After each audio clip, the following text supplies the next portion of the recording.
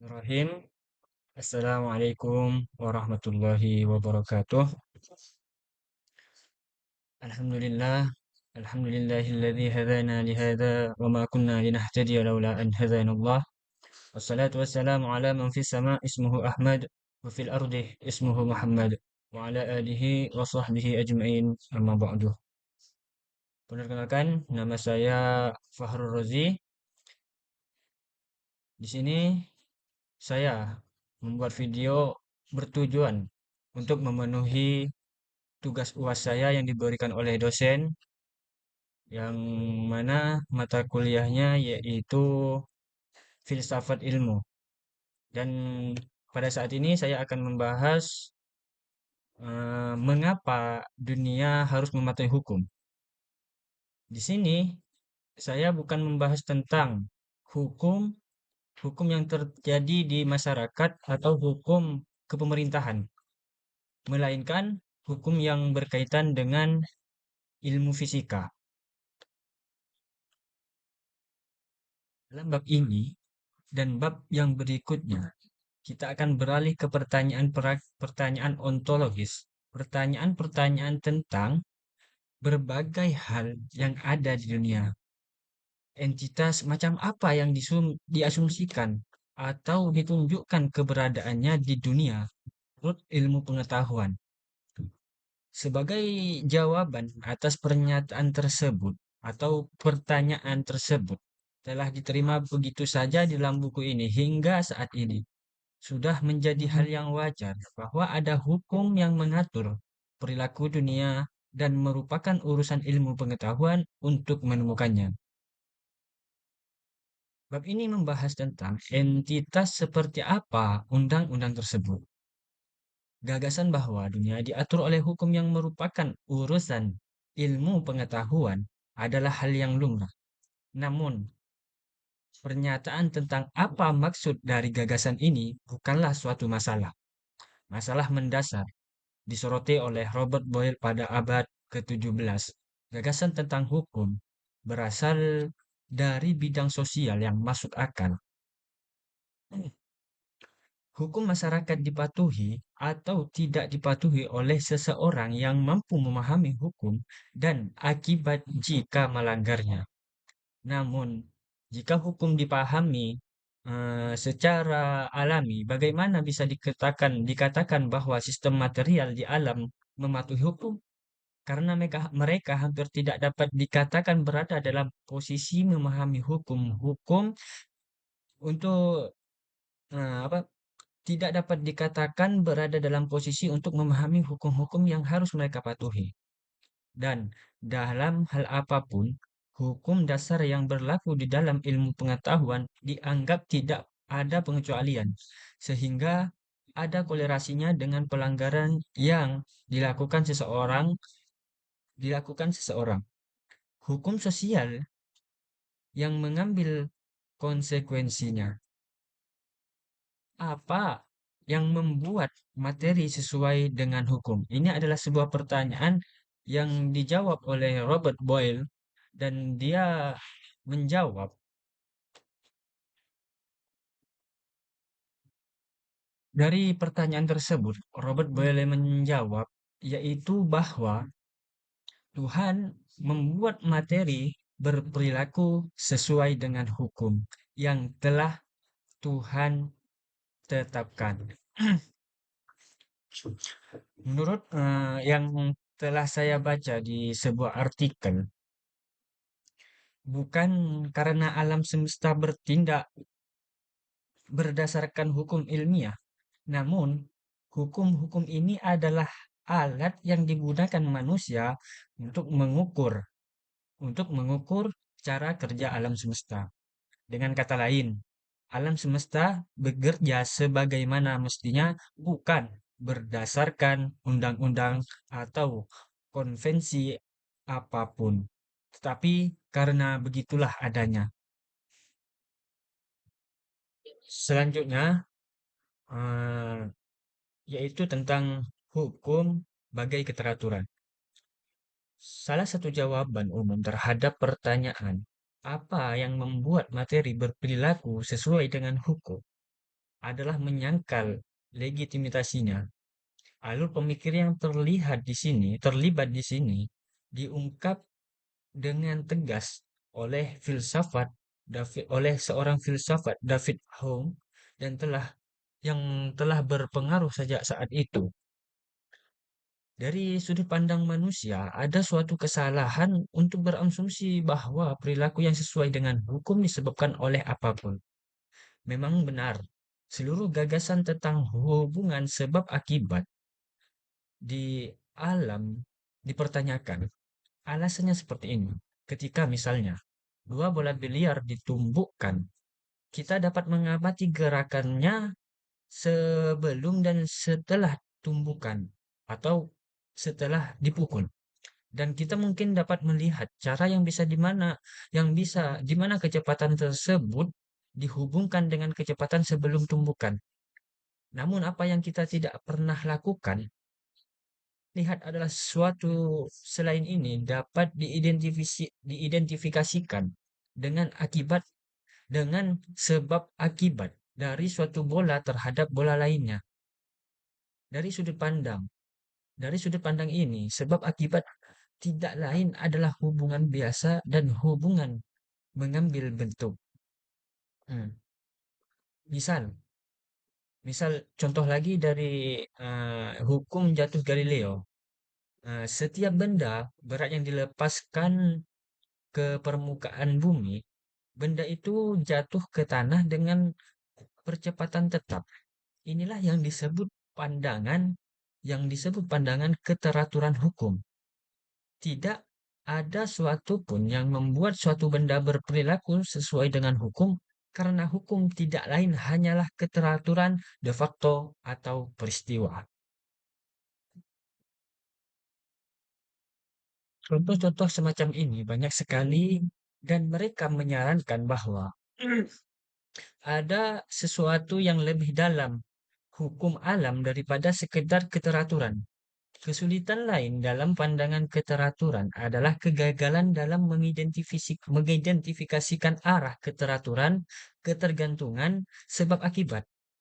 Ada hubungan yang teratur antara merokok dan kanker paru-paru. Namun, hal ini disebabkan karena merokok menyebabkan kanker paru-paru, bukan sebaliknya. Itulah sebabnya kita bisa berharap untuk mengurangi kejadian kanker dengan berhenti merokok. Namun namun tidak bisa berharap untuk apa? Tidak bisa berharap untuk memberantas rokok dengan membuat obat untuk kanker. Keteraturan yang ditunjukkan oleh peristiwa-peristiwa ini bukanlah syarat yang cukup bagi keteraturan tersebut untuk membentuk suatu hukum karena perilaku yang merupakan hukum lebih dari sekedar keteraturan.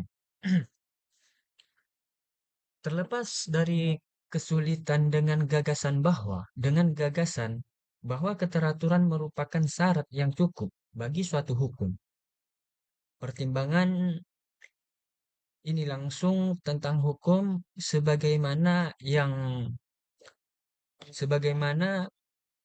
dapat yang terdapat di dalam ilmu pengetahuan dengan kuat menunjukkan bahwa keteraturan juga bukan merupakan syarat yang diperlukan. Jika pandangan bahwa hukum menggambarkan hubungan reguler yang tidak ada duanya di antara peristiwa-peristiwa ditanggapi dengan serius, maka tidak satupun tidak satupun klaim yang biasanya dianggap sebagai hukum ilmiah akan memenuhi syarat. Contoh apa? Hukum jatuh Galileo yang disebutkan di atas tadi adalah apa? Yang telah disebutkan tadi adalah salah satu contohnya. Dedaunan musim gugur jarang jatuh ke tanah dengan percepatan yang seragam. Berdasarkan pandangan keteraturan yang tidak memenuhi syarat, hal ini akan membuat undang-undang tersebut salah. Dengan cara yang sama, prinsip Archimedes yang menyatakan bahwa benda yang lebih padat daripada air akan tenggelam, dibantah oleh jarum yang mengapung di apa yang mengapung yang mengapung jika undang-undang dianggap sebagai peraturan yang tidak memiliki pengecualian, maka akan sangat sulit untuk menemukan calon undang-undang serius karena tidak adanya peraturan yang sesuai. Lebih penting lagi, sebagian besar, jika tidak seluruh generalisasi yang dianggap sebagai hukum dalam sains gagal memenuhi syarat. Bagaimanapun, sudah dipahami dengan baik mengapa dedaunan musim gugur tidak jatuh ke tanah seperti biasanya. Mereka itu dipengaruhi oleh angin dan hambatan udara yang bertindak sebagai pengaruh yang mengganggu, seperti halnya tenggelamnya jarum dapat dihambat oleh tegangan permukaan. Karena proses-proses fisik dihalangi oleh pengaruh-pengaruh yang mengganggu, maka hukum-hukum fisika yang menjadi ciri-ciri proses tersebut perlu diuji dalam keadaan eksperimental yang dibuat-buat di mana hambatan-hambatan tersebut dihilangkan atau dikendalikan. Keteraturan yang relevan dengan ilmu pengetahuan dan yang merupakan identifikasi yang merupakan indikasi perilaku sesuai hukum. Biasanya merupakan hasil eksperimen terperinci yang diperoleh dengan susah payah. Nah, pandangan hukum yang dapat diberlakukan pada permasalahan ini adalah dengan menyatakan kembali hal tersebut dilihat dari bentuk kondisional. Hmm,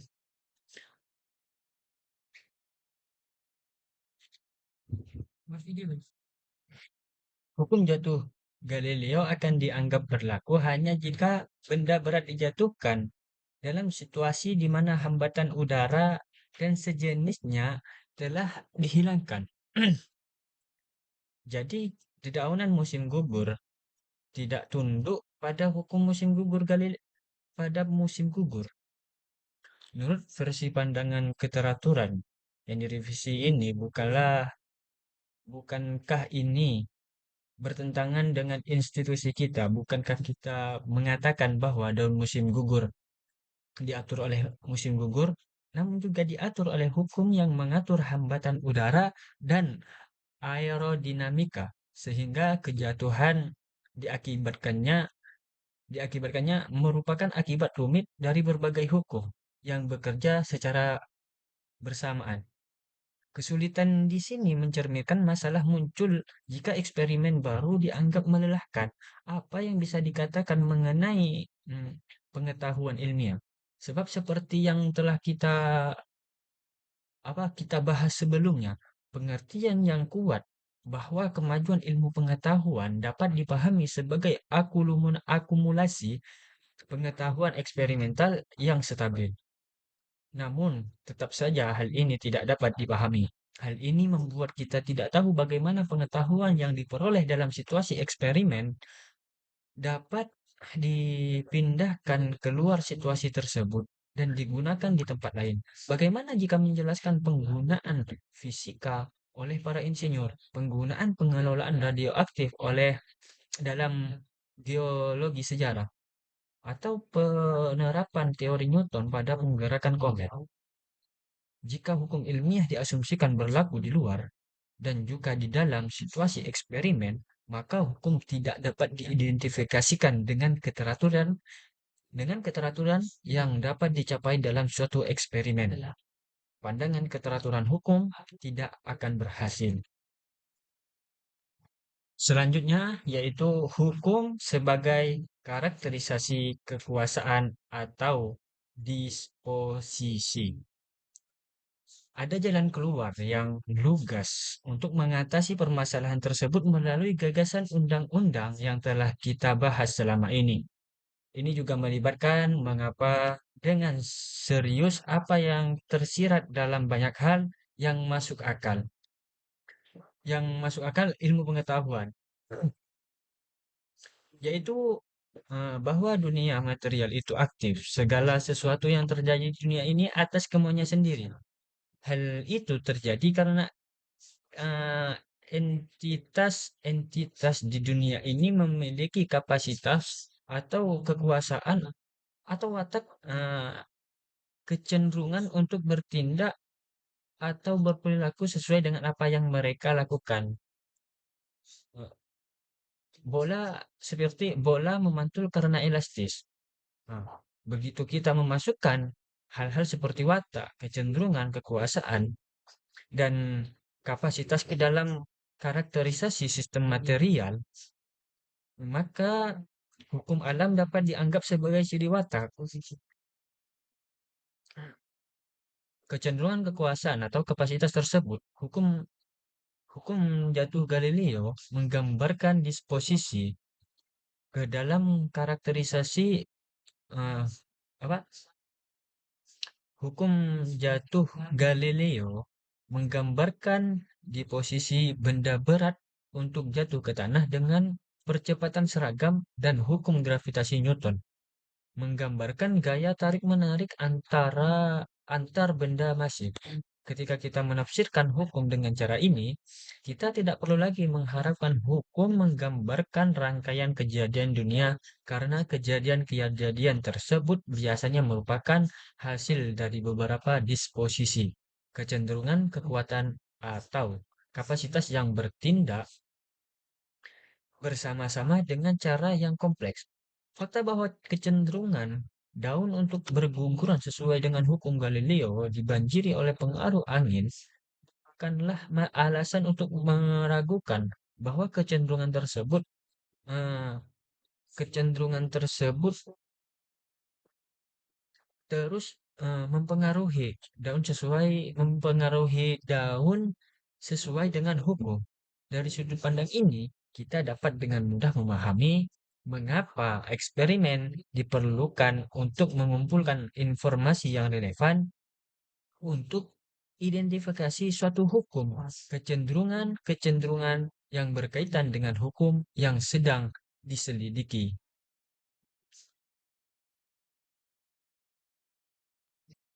Pandangan bahwa hukum mencirikan disposisi kekuasaan, kapasitas, atau kecenderungan sesuatu mempunyai manfaat. Karena pandangan tersebut sejak awal mengakui apa yang tersirat dalam semua praktik ilmiah, yaitu bahwa alam itu aktif. Hal ini menjelaskan apa yang membuat sistem berperilaku sesuai dengan hukum dan hubungan hukum dengan sebab akibat secara alami. Hal ini juga menawarkan solusi siap pakai terhadap masalah yang ditemukan pada pada pembahasan sebelumnya mengenai kemampuan pengangkutan pengetahuan yang diperoleh dalam situasi eksperimental di luar situasi tersebut. Ketika asumsi tersebut dibuat bahwa entitas-entitas di dunia adalah bagaimana adanya berdasarkan kekuatan dan kapasitas yang mereka miliki. Dan saya menyatakan bahwa asumsi tersebut tersirat dalam praktik ilmiah serta kehidupan sehari-hari. Maka hukum yang menjelaskannya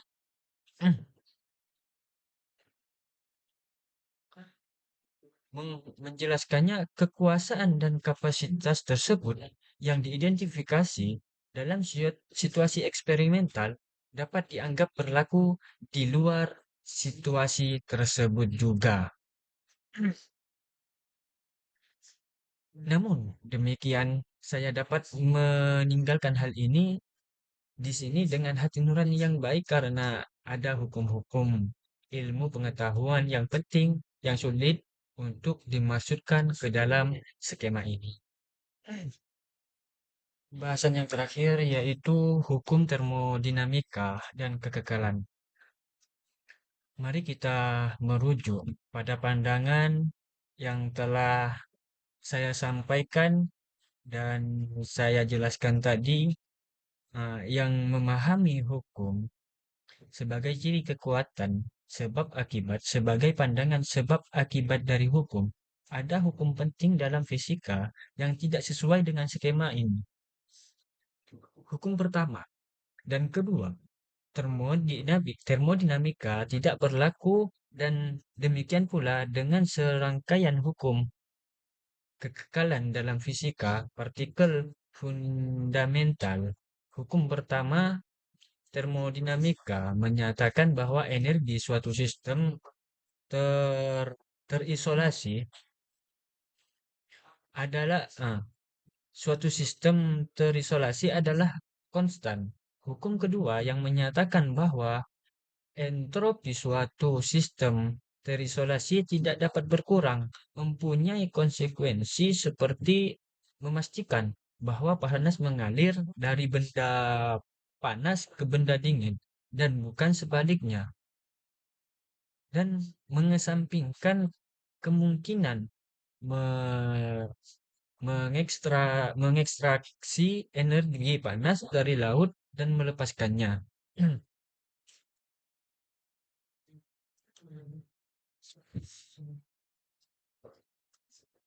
Hasil dari semua ini dapat diringkas sebagai berikut. Sebagai hukum dalam fisika dapat dipahami sebagai hukum sebab akibat. Jika hal ini memungkinkan, jawaban Boyle sudah siap, Robert Boyle sudah siap. Pertanyaan tentang apa yang memaksa sistem fisika atau sistem fisik untuk berperilaku sesuai dengan hukum. Ini adalah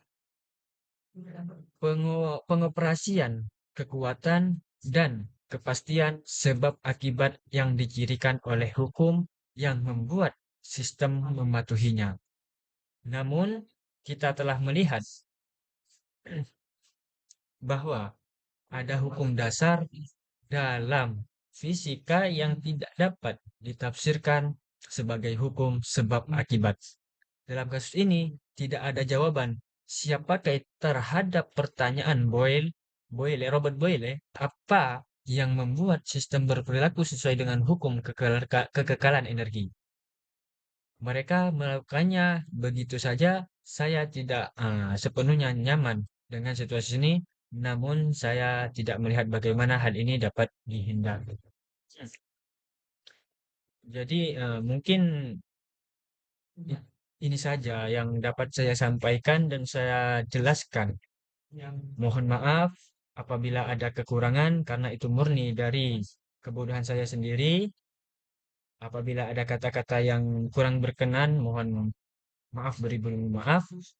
Dan apabila ada kata yang benar itu murni dari Allah Subhanahu wa taala. Nah,